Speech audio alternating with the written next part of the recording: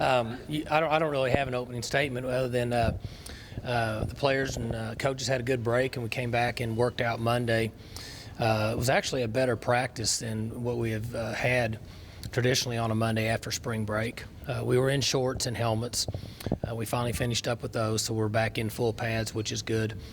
But there's still a lot of excitement, and I, along with the staff, look to see some players that need to really help us out next year, make a move in the next 3 or 4 practices. We finish this week up, and all of next week, which will really be 5 practices, and then guys are kind of back into the football thought process, and you see some of the young players develop from that point the last 6 or 7 practices of spring.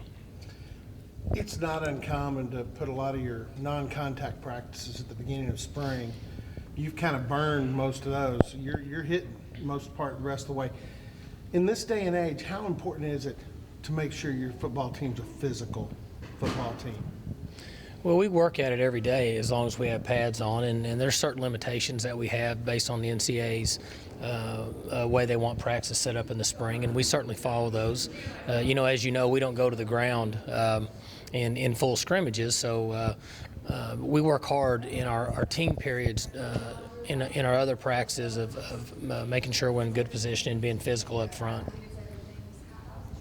What are you looking for corner, Mike? You've got some turnover there, and you're moving some guys around a little bit. What are you looking for there? Well, we think that corners need to be a little taller, and it's gone back and forth over the last 5 or 6 years. You watch guys that play in the NFL, because ultimately our goal is to bring players in here that are good enough to get into an NFL camp. You get enough of those guys, you got a chance to win a number of games, and the height is going up at that position, so we're trying to find some taller guys there.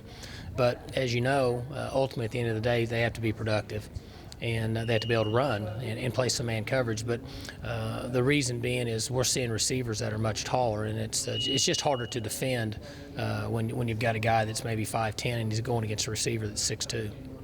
How's Lindell's moving safety going? He's doing good. Again, I'd mentioned a second ago, it's so early, and we've had I think today's our 5th practice, and the 3 of the ones we've already had are in shorts. And so it's difficult to really get a feel for how guys are making the transition from position changes, or young guys making the change and becoming guys that factor into our team. But we should know more here in a couple weeks, the next 5 or 6 practices. It's kind of a byproduct of what you've been doing offensively, but have you ever been on a team or coached a team with as many receivers as you've got running around? We've got some quality players out there at that position. We got some experience, and then we have more youth that has potential than what we've had here since I've been the head coach. I think that's a product of our offense. If I were a receiver or quarterback or a running back for that matter, I would want to come to Oklahoma State. And so I think we're starting to see some results from the success that we've had on that side of the ball. How big is the gap between guys like Tracy Moore and some of the veteran type guys and the younger guys like you redshirted last year? Well, there's a pretty considerable gap from experience, and one thing that I believe is that there's no substitute for experience in playing out there in the games. But one advantage we have in our offense is very simple.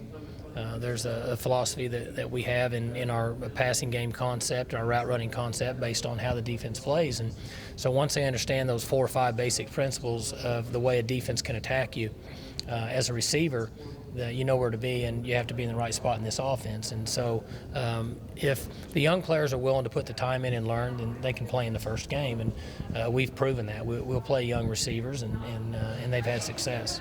Speaking